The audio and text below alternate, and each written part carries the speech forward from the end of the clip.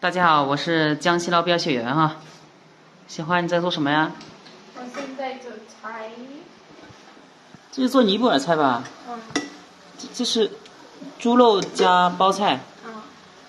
哦，这有点像中国菜，包菜炒肉啊。这是做给尼泊尔二舅哥吃的饭哈。二舅哥，他在给我们做事情，然后住我们家，然后给我们看一下店，找下店面什么的。小花，你昨天买的这个冰箱给大家看一下。哎呀，我们来了一位美女啊！今天好突然啊，这美女来了哈！你好，这小花的朋友哈，非常好的朋友。小花，您这个洗衣机多少钱买的？一共53000。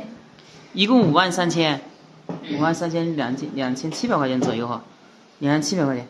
终于买了一个洗衣机啊，因为家人比较拮据啊，这个一直没有买洗衣机。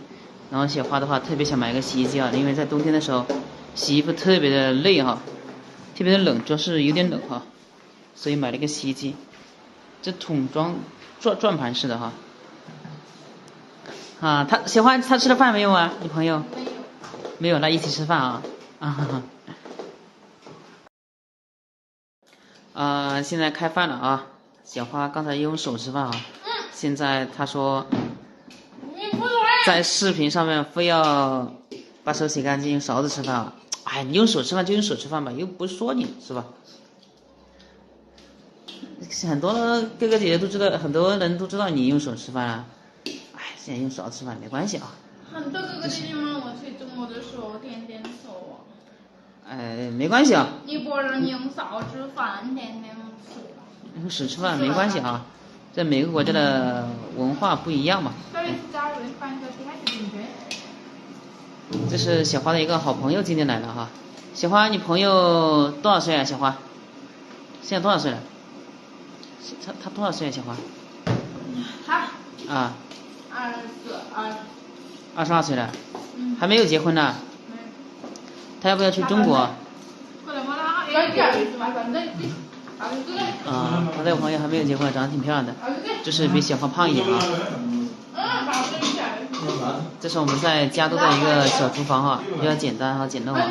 今天搞了一个洗衣机哈，他们吃饭都吃的特别大，像我们中国的女孩子可能吃饭吃一点点就可以了哈，但是他们吃饭吃的特别多，不知道什么原因，可能是吃油水吃太少了，吃肉吃太少了。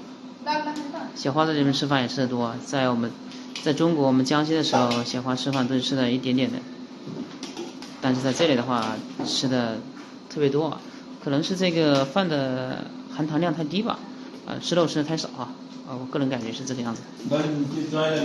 我们小可欣去上学去了啊。他们做饭的话也是用这个锅哈，做饭要做半个小时，煮半个小时啊，这个跟我们不一样，我们江西是炒菜，他们是煮菜这个。家里有点乱哈，这里没有热水器，只能用烧水洗澡的那个。这是我们的直播间啊，好长时间没有这个开直播的那个，这边开直播不大好的这个。家人们，那我们今天就先分享到这里，家人们咱们再见啊！下次去我丈母娘家给大家播一下，去丈母娘家直播一下啊，看看丈母娘做的视频，给大家看一下比较接地气的尼泊尔农村生活啊！家人们，咱们下次再见。